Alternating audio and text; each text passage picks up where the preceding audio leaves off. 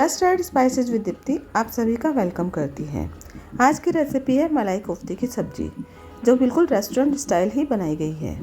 तो शुरू करते हैं इसकी रेसिपी। इसे बनाने के लिए मैंने कुछ खड़े मसाले लिए हैं, जिसमें थोड़ा सा दालचीनी का टुकड़ा, कुछ काली मिर्च, लौंग, इलायची, तेज़पत्ता और सूखी लाल मिर्च ली है।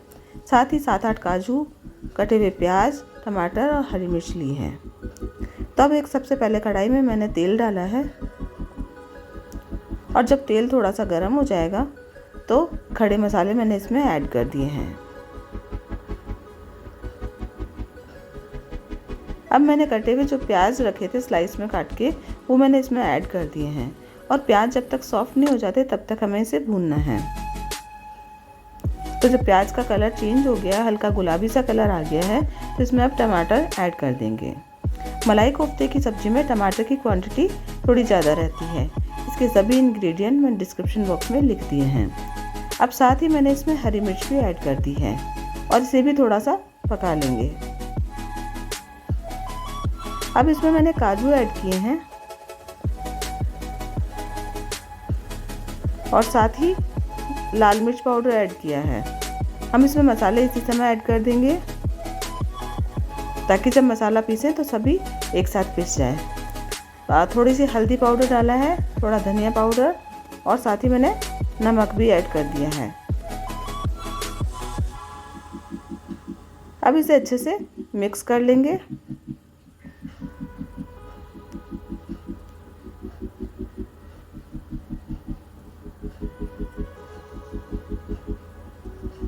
और इसमें पानी डालकर अब इसे थोड़ी देर के लिए हम पकाएंगे।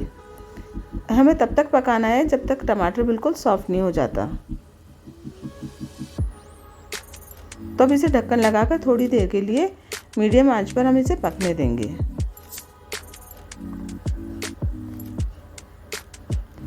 थोड़ी देर बाद मैंने इसे चेक किया तो टमाटर अभी पूरी तरह से सॉफ्ट नहीं हुए हैं, तो हमें इसे थोड़ी देर और पकाना है। तो इसलिए मैंने अभी इस पर ढक्कन लगा के एक बार फिर से इसे रख दिया है।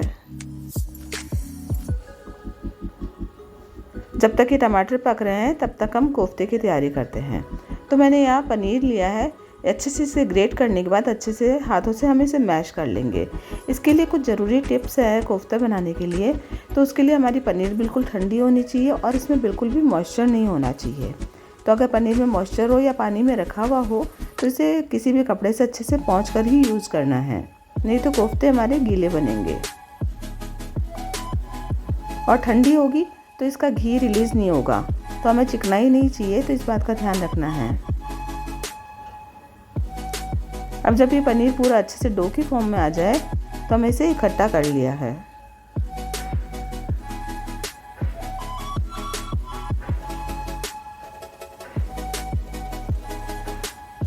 अब मैंने यहाँ पर मिल्क पाउडर ऐड किया है।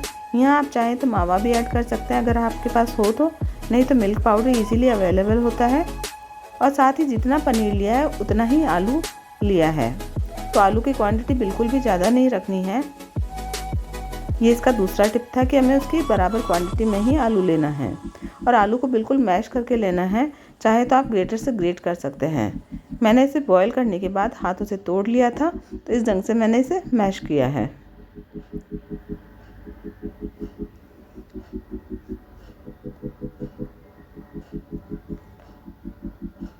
अब हम इसे भी अच्छे से मिक्स कर लेंगे।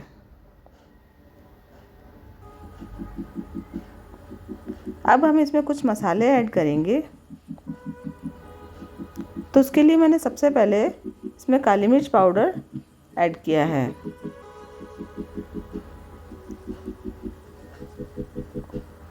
साथ ही बिल्कुल बारीक कटी हुई हरी मिर्च मैंने थोड़ी सी इसमें डाली है। और मैंने 2 काजू और 5 किशमिश को बिल्कुल बारीक बारीक चॉप कर लिया था, तो वो भी मैंने इसमें डाल दिया है। आप चाहें तो स्टफिंग करके भी इसमें डाल सकते हैं मावे के साथ, और मैंने इसी के साथ ही मिक्स किया है। अब इसमें टेस्ट के अकॉर्डिंग नमक और इसमें 1 चम्मच मैदा डाला है।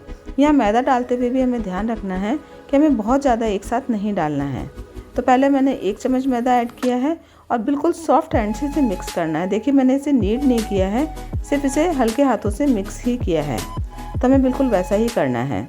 अगर इस समय हमारे मैदे की कंसिस्टेंसी अगर कोफ्ते बनने लायक हो तो हमें और मैदा नहीं ऐड करना है, लेकिन अगर थोड़ा बहुत भी गीला लग रहा हो तो थोड़ा सा मैदा और ऐड करेंगे। तो मैंने यहाँ पे आधा चम्मच जितना मैदा और ऐड किया है।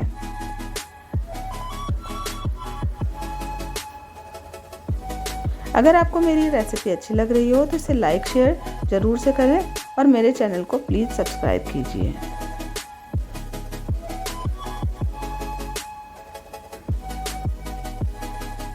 अभी अच्छे से नीड हो चुका है और पूरा मैदे से अच्छे से मिक्स हो चुका है, तो हम इसके कोफ्ते बना लेंगे।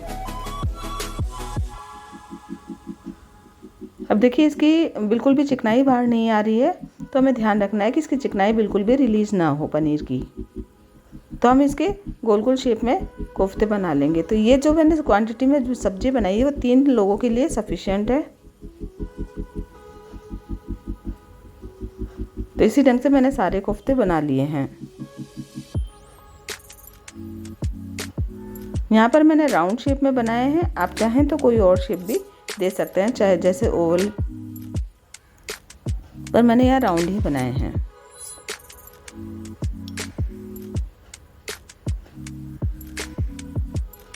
सभी कोफ्ते बन गए हैं। इधर सब्जी का मसाला भी पक गया है और ठंडा हो चुका है, तो मैंने इसे ठंडा होने के लिए रख दिया है। और ठंडा होने के बाद मुझे इसे पीसना है। तो इसमें मैंने पहले से दालचीनी और तेज पत्ता है वो निकाल लिया है।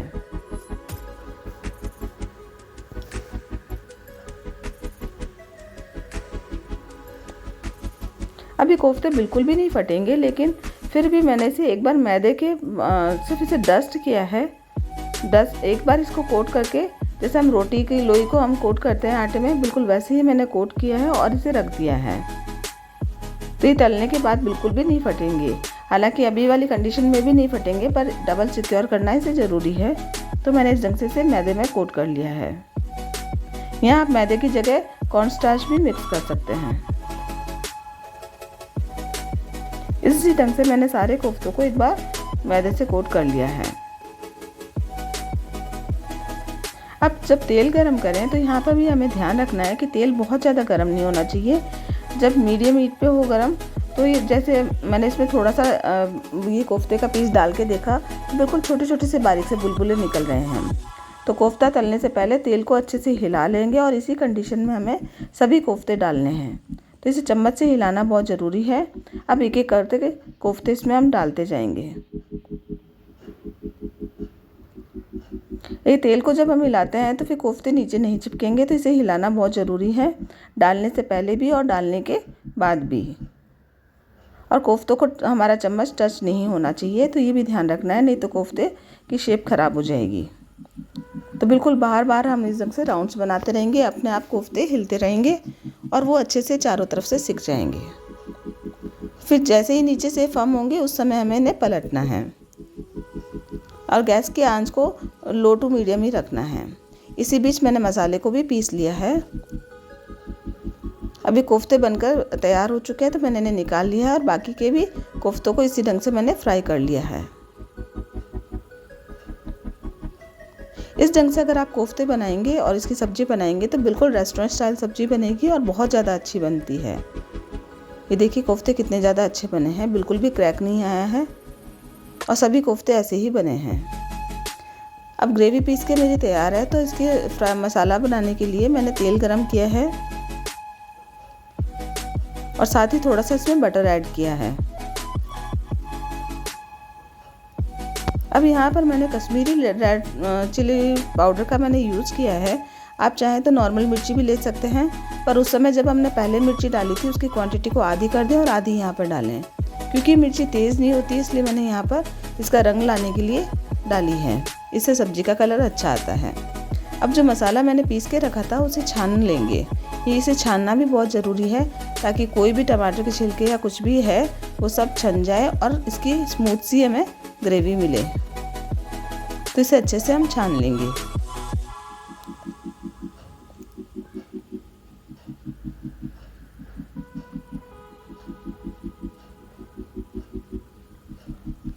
अब वैसे तो हमारे टमाटर प्याज सभी पके हुए हैं, लेकिन फिर भी मैंने इसमें 5 से 6 मिनट तक और इसे पकाया है।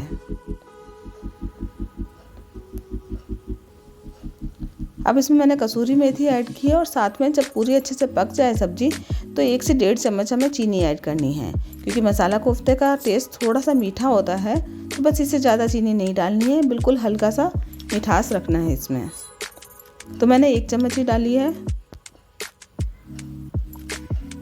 और लास्ट में इसे धनिया पत्ती से गार्निश किया है। अब इसे सर्व करने का तरीका भी बिल्कुल अलग होता है।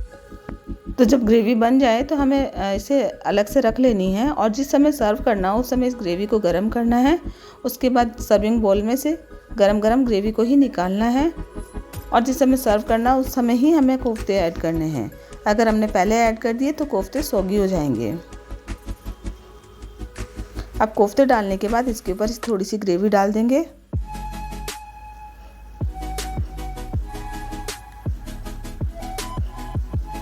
अब मैंने थोड़ी सी क्रीम से इसे गार्निश किया है